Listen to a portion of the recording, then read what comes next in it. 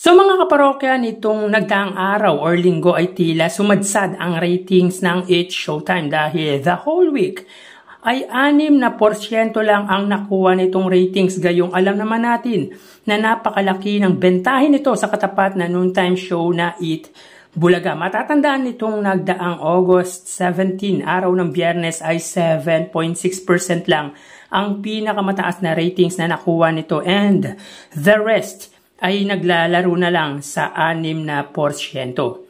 Marami ang nagsasabi dahil taping or recorded ang episode ng It's Showtime.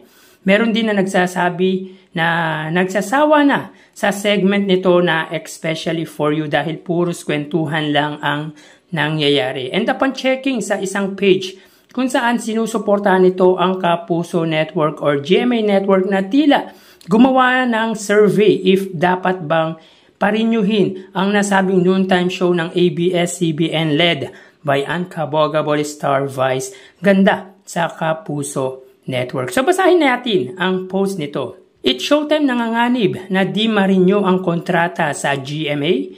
Hanggang December lang ang kontrata ng It's Showtime sa GMA at kung patuloy na bababa ang ratings nito ay baka nga hindi na ma-renew ang nasabing programa. Kung gayon ay mapapanood na lang ito sa All TV, A to Z at Kapamilya Channel gaya ng TV Patrol na naglalaro na ang ratings sa 1 or 2%.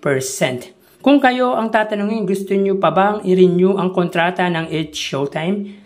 Sa mga parokya, ilan nga sa mga nabasa ko dito ay tila negative ang comment. At ilalagay ko na lang sa screen ang ilan sa comment dito.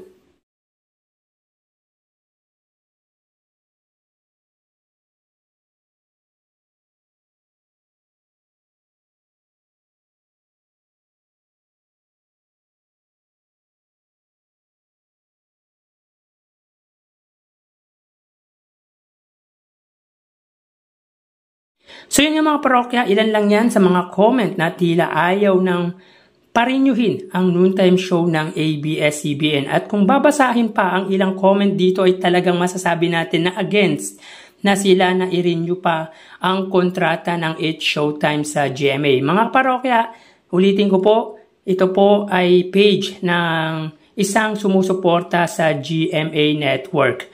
Well, for me, all comments are valid. Pero syempre malaki din ang epekto if ever na mawala ang It's Showtime sa GMA dahil malaki din talaga ang naitulong ng nasabing noontime show sa TV network ng Kapuso. And I guess kahit pa mawala ang It's Showtime sa GMA ay masasabi nating stable ang nasabing programa sa pananghalian ng ABS-CBN at nangyari na yan nung lumipat sila sa A to Z. At kahit sabihin natin na malawak ang TV network ng GMA ay mas ito ang maaapektuhan dahil hindi lang Eat Bulaga solid viewers ang makakatapat nito kundi pati na din ang It's Showtime solid viewers. Alam naman natin na malaki ang fan base ng dalawang noontime show at kung sakaling mangyari yon ay maaapektuhan ang TV network ng GMA. And yes, domino effect ang mangyayari dyan. Kaya kung ako ang tatanungin, hindi nila aalisin ang It's Showtime sa GMA dahil 6% TV ratings is better than domino effects kapag nawala ang It's Showtime sa GMA. So kayo mga parokya, anong masasabi nyo regarding sa pinost ng Kapuso followers? Please comment down below.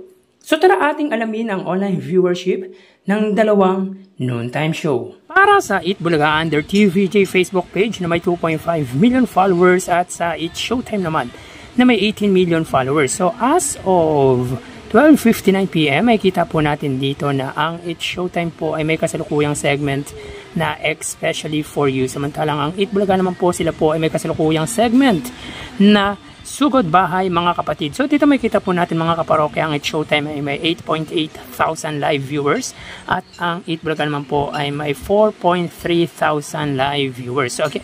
So again as of 1 PM ang It's Showtime po ay may 8,800 live viewers or katumbas na po niyan mga kaparokya ay 9,000.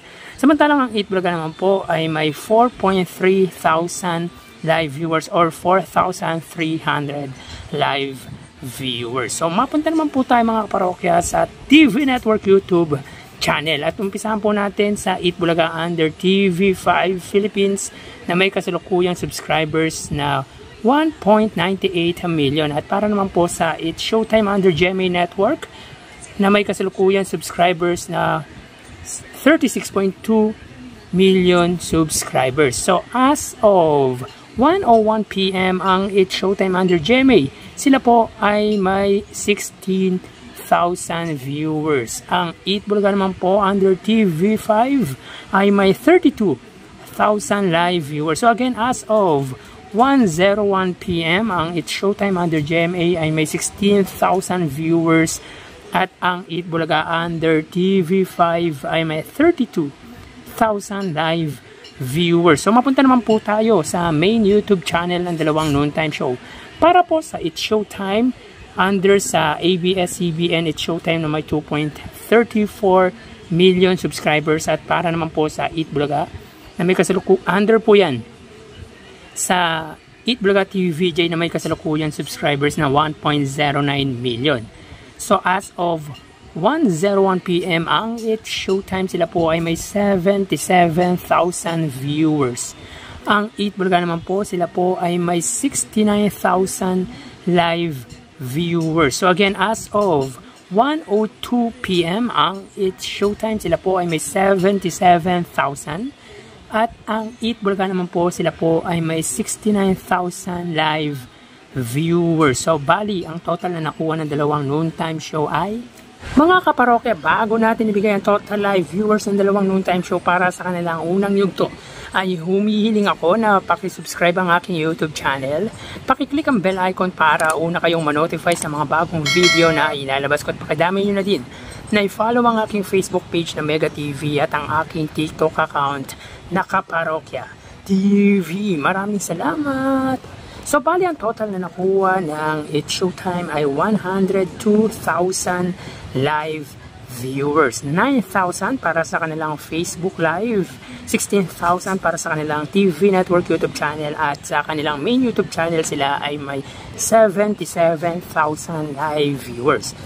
At para naman po sa Eatbulaga, sila po ay may 105,000 live viewers. 4,000 para sa kanilang Facebook Live, 32,000 sa TV Network YouTube channel, at 69,000 naman po para sa kanilang main YouTube channel. So again, ang It's Showtime ay may 102,000 viewers at ang Eatbulaga naman po ay may 105,000 live viewers. So yan po ang lumalabas sa kanilang online viewership as of 1:04 PM, at mamaya magbabalik pa po tayo sa huling bahagi ng ating online viewers update ng dalawang noontime show. Magpapaalam po muna pansamantala. Magsiingat po tayo mga kaparokya. Thank you and